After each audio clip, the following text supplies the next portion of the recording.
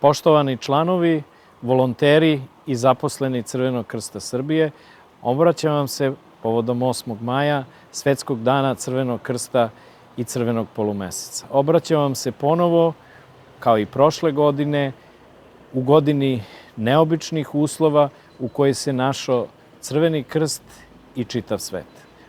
Slogan ovogodišnjeg obeležavanja Dana Crvenog krsta i Crvenog polumeseca je nezaustavljivi. I zaista, Crveni krst je pokazao da je u vreme pandemije nezaustavljiv. Kada smo se susreli sa potpuno novom situacijom sa kojom se nikada do sada nijedan Crveni krst ni polumesec nije susreo u svojoj praksi, odgovorili smo nezaustavljivo, efikasno, korisno i sa puno znanja i iskustva prema našim korisnicima. Odmah smo identifikovali nove grupe ugroženih koje je donela nova situacija, ali smo odgovorili na stari način. Pomogli smo sve. Nezaustavljivi su pokazali i da su veoma korisni i koliko su korisni svojoj lokalnoj zajednici, jer su pomagajući ugrožene u ovoj pandemijskoj krizi doprineli da lokalne zajednice ostanu jake i sposobne da odgovore na nove izazove. Prošle godine svaki 12. stanovnik zemljine kugle je dobio neku pomoć od Crvenog krsta i Crvenog polumeseca. Bilo da se radilo o paketima hrane, higijene, da su bila u pitanju pomoć prilikom imunizacije stanovništva, psihosocijalna podrška ili jednostavno pružanje korisnih informacija.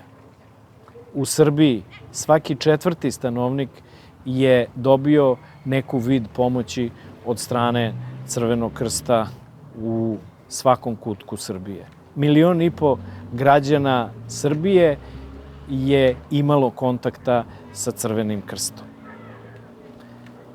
Ovom prilikom želim da se zahvalim volonterima i profesionalno zaposlenim u Crvenom krstu Srbije za svakih od 937.000 pređenih kilometara u pomaganju drugih, za svaku od 745.000 pomoći prema pojedincu i za svih 603.000 volonterskih sati koji su darivali pomažući drugima.